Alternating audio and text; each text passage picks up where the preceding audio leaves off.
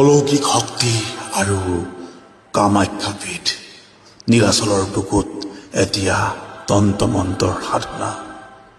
দেশ বিদেশৰ পৰা অহা ভক্তসকলে তন্ত্ৰমন্ত্ৰৰ সাধনা কৰিছে। নীলাচলৰ বিশ্বাস, কামাখ্যা দেৱালয়ৰ শক্তি, তন্ত্ৰমন্ত্ৰৰ সাধনাত বিলীন হৈছে দেশী বিদেশী সাধু সন্যাসী। পৌৰাণিক কাহিনী অনুসৰি এই স্থানত সতীদেৱীৰ জনীৰ অংশ পতিত হৈছিল, যাৰ ফলত তন্ত্ৰমন্ত্ৰৰ কেন্দ্ৰৰ বিন্দু হিচাপে পৰিচিত কামাখ্যা দেৱালয়।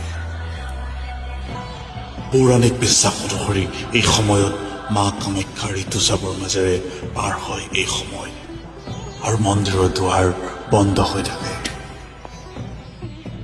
4 দিনৰ পিছত মন্দিৰৰ দুৱাৰ